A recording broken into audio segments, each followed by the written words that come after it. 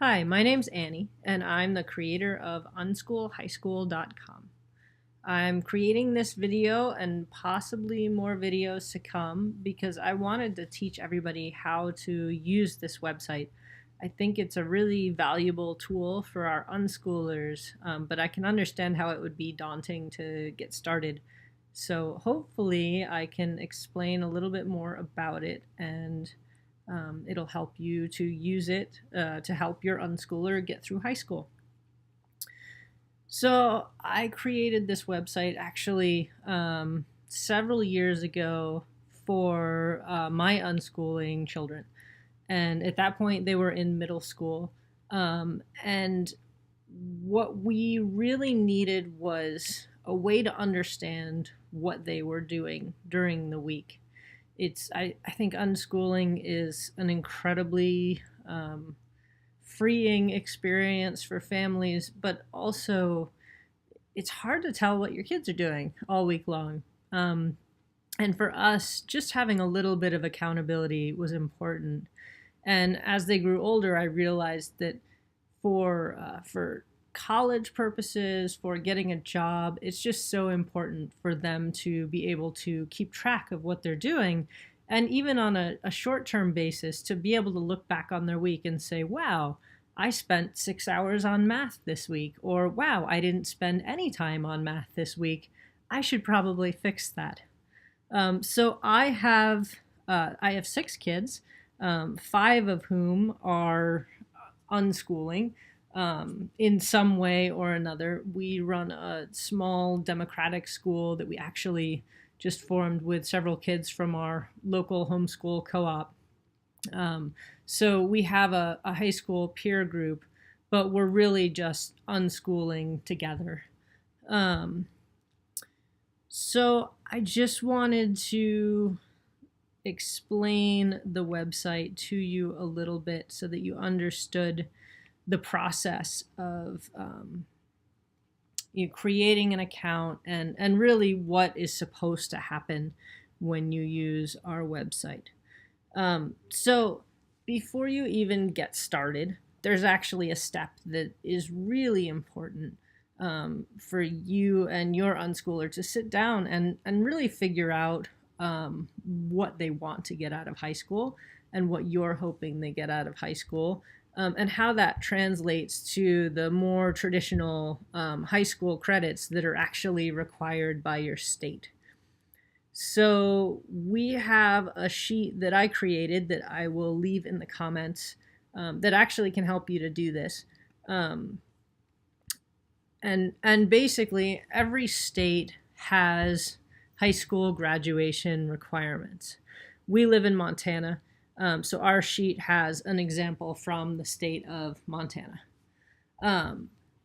So essentially, in Montana, a high school credit is offered for 135 hours of what they call a course of study.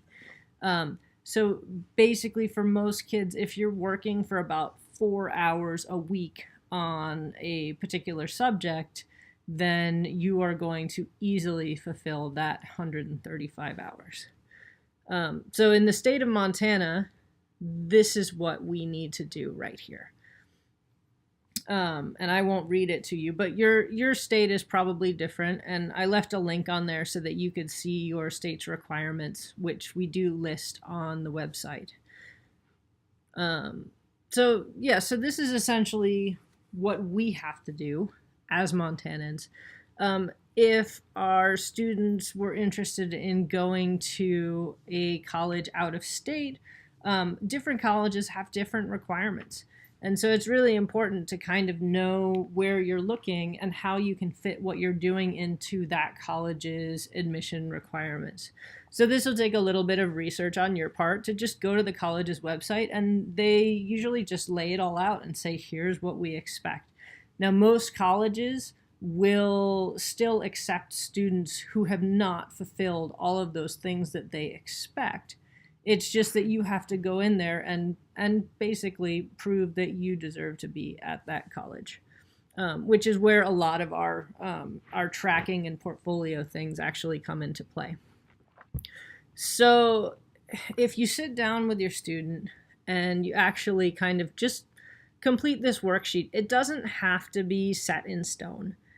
You can always go back and change it, but having a good idea of where to start is just always so helpful for both you and your student, because you're setting out some expectations.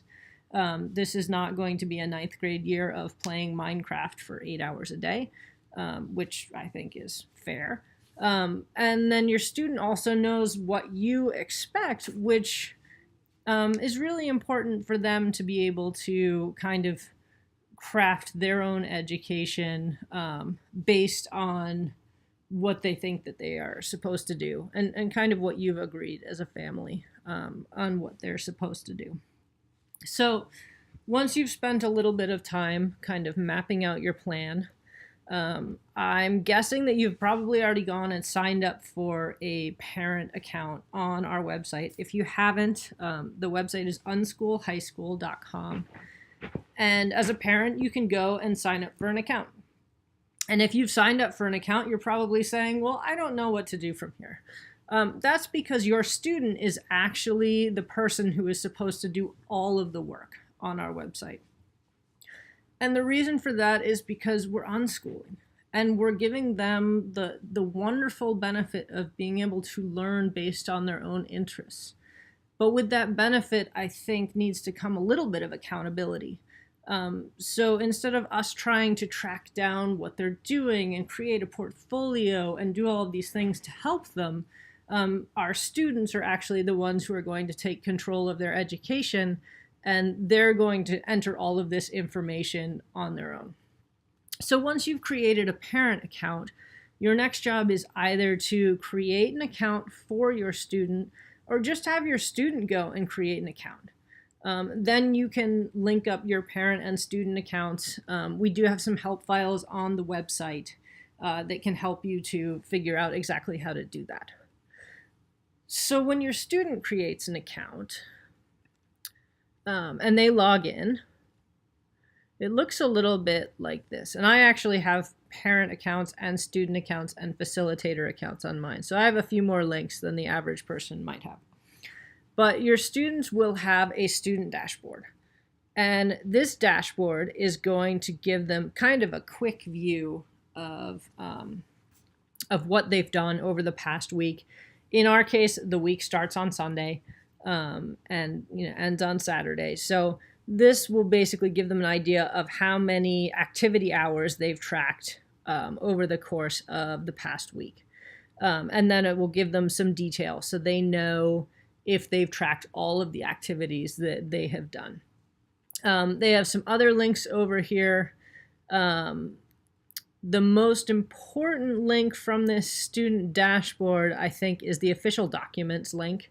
And this is actually going to bring them to the spot where they can create a transcript, they can generate their portfolio, they can generate attendance records, and things that they may need, not only to apply to a college or to a job, but also to maybe satisfy your state's requirements for reporting, which again, all states are different. In Montana, we don't necessarily have to report what our students are doing, but in other states, there are some different reporting requirements. So it's important that you check our website, and we do have information about all of those requirements for each individual state. So the official documents that's where they'll print things out. Site tutorials is where they can get some help. If they go to My Transcript, that is the place where they're going to be entering the majority of their activity. So if we load up the transcript page, it has a section for middle school on through 12th grade. And the reason why we have middle school in there, middle school actually is not reported on the transcript, but it does help students to create a habit. So if students start working on unschoolhighschool.com in middle school, and they create this habit of keeping track of what they're doing and checking in on how their learning is occurring, then it will really help them in high school to kind of maintain that course. So I can go on the My Transcript page, and I've just sort of created a dummy account for myself. So I've just entered some information, and I've listed all of my courses that I might have in my freshman year of high school. Now, you're going to come to, or your student is going to come to a blank page, and they're actually going to have to add these courses. And so this is where that high school credit planner comes, because if you have laid out 5 or 6 courses for your student to take in their freshman year, all they need to do is go in and add each one through the Add a Course link. And again, we have some help files on the website that can help you to understand how to make that happen. So some important things to look at once you've gone through and added courses. Goals are things that students would really like to be able to do within their particular, within each class. And goal setting is a really important thing for students to have, because it helps them to incrementally accomplish their tasks.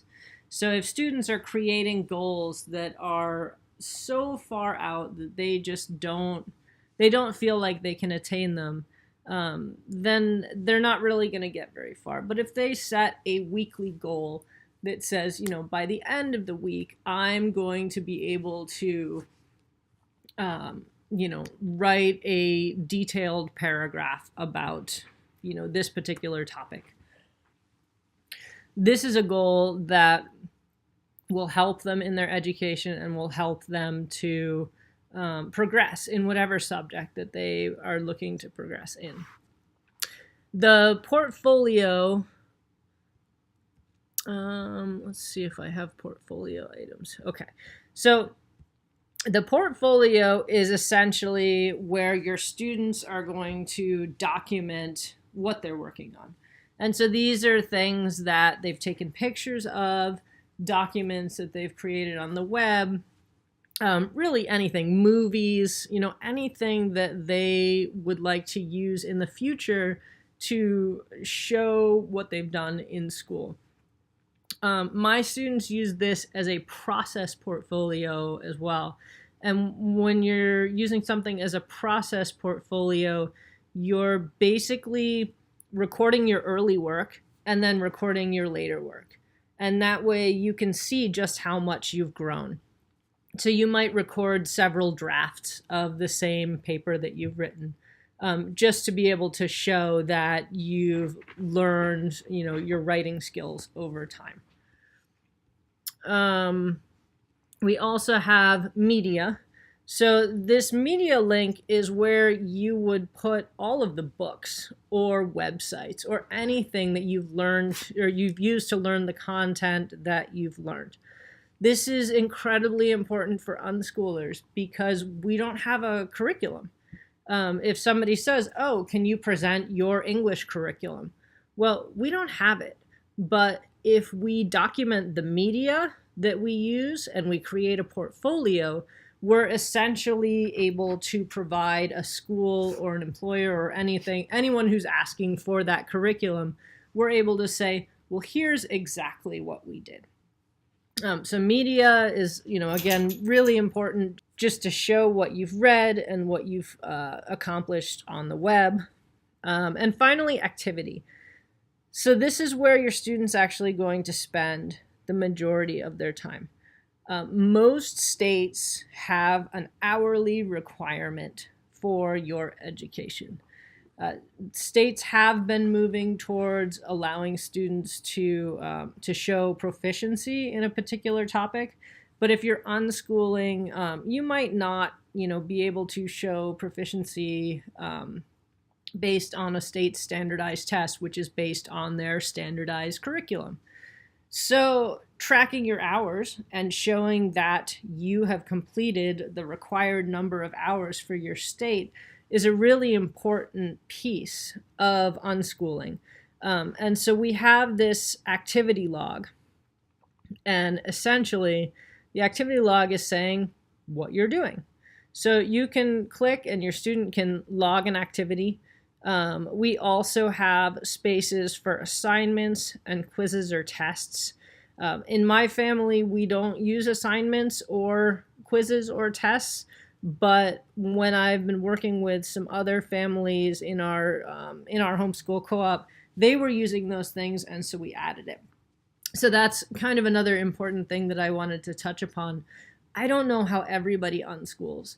And so if there's something that we could add to this website that you think would just make an amazing change and would be so helpful to so many families, please reach out and let me know, and we can add it to our list. Our goal is to help as many unschooling families as possible, and also to help keep families from returning to high school because they feel like they have no other options. And that's something that we've seen from a lot of unschooling families who have unschooled up to the 8th grade and then been so afraid of unschooling through high school that they just decided, okay, it's better to just go back to school, because there's this fear that we all have, of messing something up and of permanently ruining something for our kids. And it's a big deal. I think we all have it. But I think if we have tools like this, then possibly, and also, a great community, which is why we're really working to form a community of members. I think we can all work together and look at unschooling high school as a viable and really just something that's incredibly fulfilling for our kids, and something that we are all capable of doing. Okay, so that's sort of an overview of how the transcript works. Another thing that I'd like to show you for students is my experiences. And my experiences allows our students to document things in a way that actually makes sense. So when we're trying to break up what we're doing into a high school transcript, the truth is it doesn't make a ton of sense. We're just trying to fit everything into little boxes that we don't necessarily fit into, but that, our states and our local governments have told us, well, you have to as parents. This is something that you have to do. And so on our transcript, we're taking what we're doing and we're trying to fit it into their boxes. With my experiences, what we're really doing is we're honoring what our children are doing. And so they're learning based on interest.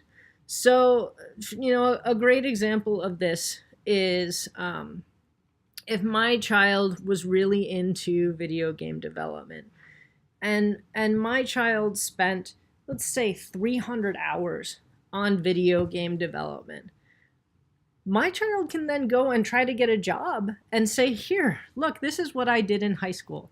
I spent this many hours learning how to make video games. I have a valuable skill. Even though I am just a kid who's just gotten out of high school, I've been working on this skill, for as long as or longer than most people who've gone through college. So when we log activities on the website, our students can log them in two places. They can log them both as a transcript item and as an experience. But before they can do that, they actually have to come and add something as an experience. So video game development, that would be a good example. My son, who made all of the training videos for the website, all of the help videos, has been making movies for the past 2 years. And again, has hundreds of hours of movie editing experience, which would never show up on a traditional high school transcript. So your experience list really gives you the opportunity to show what else you've done. if you have a student who is in the Boy Scouts and just does a ton of scouting activities, or does taekwondo and has reached black belt in taekwondo or something like that. It's just so important to honor what they've been doing, and so that's why we've added the experiences. And once everything's set up, it's not really that much more effort for them to log an activity in both places, because they're really just selecting their transcript and selecting their experience, and then they can put the same activity in two places. So I hope that helps you to understand just a little bit more about how our website works. And again, it is a student-centered website, so your student is the person who will be doing the majority of the work. As a parent, all you're going to see is a list of your students right now. As we get so this is just my parent dashboard with my list of students. It's summertime. My children haven't reported anything. And right now, every Saturday, you will be emailed an update about what your student has been doing and what they've entered on the website. For a further development for the website, we will create custom reports, which should be showing up here in the next couple of weeks, so that you can see, any sort of date range that you'd like. The last thing that I just wanted to show you was the facilitator dashboard. And like I said, my children and my local co-op sort of formed together to become a democratic school. And so I think this tool is also a really valuable tool for facilitators from small schools and learning communities, and basically to help them also to keep track of a number of students. So I have 8 students that I'm working with and I'm the facilitator for, and I won't click on there because I don't want to violate privacy for them. But I also, as a facilitator, would have a similar dashboard to this, and every Saturday I would receive a report about each one of those students and about what they've been doing. And that way, I can help them to make choices throughout the week and to focus on things that maybe they might not be doing enough of, or to really just embrace their interests and, to figure out how best to get the requirements they need based on their own personal interests. So finally, we have a member community that we would really like to have people start using. It's similar to Facebook, except it's just everybody on our website. So you can join a group. You can search for members with similar interests to you. You can update your profiles so that people know what your interests are. And, kids can connect and parents can connect. And we're really hoping that it turns into a website that really just helps everybody in their unschooling journey. So thanks for listening. Please let me know in the comments if you would like me to make more videos with more information. I'd love to know, if you see something on the website that you think we should change, if you feel like we should add some things. This website is really just going to grow from here, and it's going to grow based on our community and based on everybody's input. So thanks, and hopefully I'll talk to you again soon.